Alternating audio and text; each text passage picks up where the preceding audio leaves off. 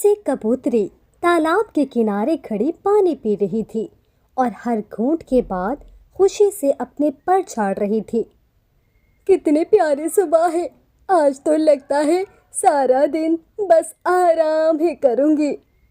मिट्ठू तोता तेजी से उड़ता हुआ आया, मगर उसके चेहरे पर फिक्र के बादल छाए हुए थे। लूसी, मसला हो गया है। मेरा बीजों का थैला गुम हो गया है। क्या तुम तो कल शाम उसे अपने घर के पास रख रहे थे? हाँ, मगर आज सुबह देखा तो गायब।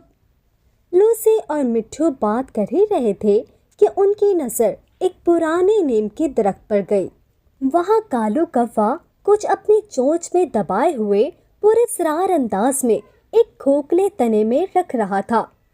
मिट्ठू, लगता है ये कालू कुछ छुपा रहा है।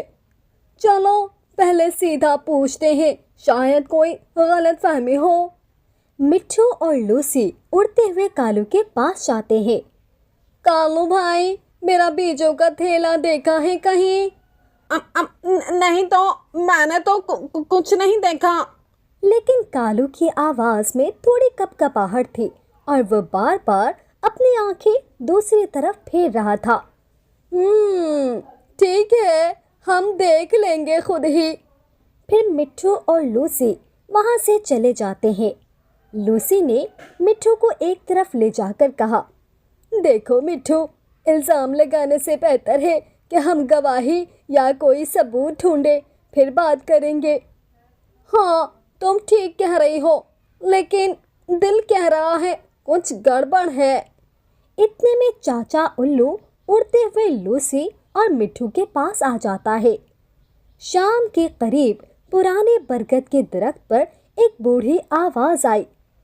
क्या बात है बच्चों, आज तुम दोनों इतने संजीदा क्यों हो? चाचा उल्लू, मिट्ठू का थैला गुम हो गया है और हमें शक है कि कालू ने लिया है। बेटा, याद रखो, कभी भी बगैर सबूत के किसी पर इल्जाम नहीं लगाना चाहिए, मगर सच का पता चलाने के लिए समझदारी से काम लेना जरूरी है। चाचा उल्लू ने एक तरकीब बताई। कल सुबह तुम दोनों कालू के पास जाओ और बातों बातों में कहो कि आज बीजों का एक नया बड़ा थैला आ रहा है। अगर कालू को लालच है तो वो खुद जाहिर हो जाएगा।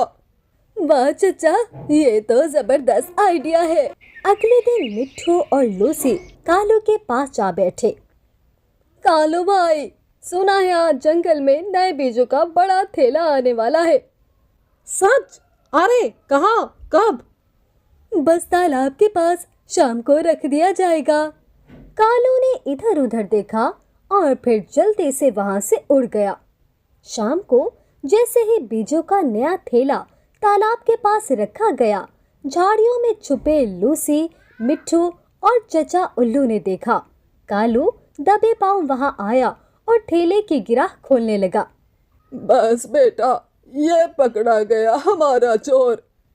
मैं मानता हूँ, मिट्ठू का थैला भी मैंने ही छुपाया था और ये भी लेने आया था। अगर तुमने पहले बता दिया होता तो हम तुम्हें बेच दे देते। झूठ बोलने की जरूरत ही नहीं थी तुम्हें। माफ कर दो मुझे मिट्ठू, आइंदा कभी भी झूठ नहीं बोलूंगा। मिट्ठू ने कालू को गले लगा लिया और सबने मिलकर बीज खाए। याद रखो बच्चों, सच बोलने से इज्जत बढ़ती है और झूठ से दोस्त खो जाते हैं। यूं जंगल में एक दिन और खत्म हुआ, मगर सबके दिलों में एक नया सबक हमेशा के लिए नक्श हो गया। जंगल में सुबह का वक्त था। धूप पत्तों पर चमक रही थी, लेकिन आज कालो कव्वे के दिमाग में कुछ शरारत पक रही थी। आज सबको दिखाता हूँ मेरा दिमाग कितना तेज है।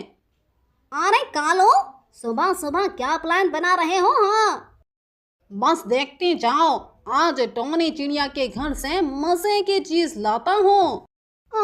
फिर शुरू हो गए तुम। कभी तो सीधे रहो जी। कालू ने पर झाड़े और टोनी के घर की तरफ उड़ने लगा। टोनी चिड़िया आज अपने बच्चों के लिए जंगल के सबसे मजेदार बीज तैयार कर रही थी। कोको, गुड़िया, आ जाओ, नाश्ता तैयार है। वाह अम्मा, आज तो खुशबू ही कुछ खास है। जल्दी खिलाओ, भूख से पेट पच रहा है। इतने में कालू आहिस्ता आहिस्ता उनके घर के करीब पहुंच गया। कालू ने मौका देखकर झपट्टा मारा और बीजों वाली प्लेट उठा ली। ये हुई ना बात, अब मजे से बैठकर खाऊंगा। कालू खुशी खुशी उड़ रहा था कि रास्ते में मिट्ठू तोता और उसकी बीवी हरियाली तोती मिल गए। अरे कालू, क्या खजाना ले जा रहे हो? बस बस, राज की बात है, मत पूछो। लगता है फिर किसी का माल चुरा लाए हो। कालू तेज हवा में उड़ता रहा, लेकिन किस्मत उसका साथ नहीं दे रही थी। अचानक तेज हवा का झोंका आया और प्लेट कालू के हाथ से छूट गई। ओए ओए, ये क्या हो गया? प्लेट सीधे नीचे लूसी कबूतरी के पास जा गिरी। अरे ये कहाँ से आई? और ये तो टोनी के बीच लग रहे हैं। लूसी ने प्लेट उठाई और टोनी के घर वापस उड़ गई। टोनी बेचारी परेशान थी कि नाश्ता कहाँ गया। टोनी, ये लो, बीज तुम्हारे थे। पता है ये किसके पास थे? किसके पास थे? हमारे मोहतरम कालू कव्वे के पास थे। टोनी ने फौरन कालू को पकड़ने का प्लान बनाया। मिट्ठू, हरियाली, गौरी और लूसी सबने मिलकर कालू को घेर लिया। अब बोल, क्यों चोरी की?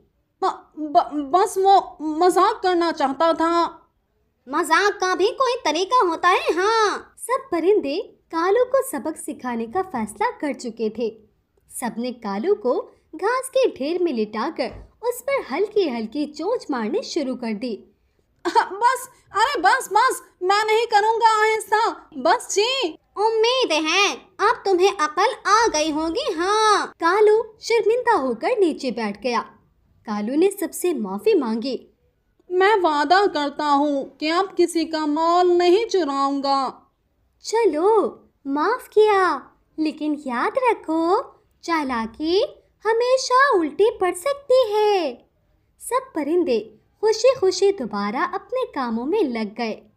मिट्ठू ने हंसते हुए कहा, हाँ, देखा कालू, ज्यादा दिमाग चलाओगे तो दिमाग घूम भी सकता है। चालाकी वक्ती जीत देती है, मगर ईमानदारी हमेशा जितवाती है। तो बच्चों, याद रखना, लाइक जरूर करना, सब्सक्राइब भी करना और अपने दोस्तों के साथ शेयर भी करना, वरना टोनी चिड़िया नाराज हो जाएगी।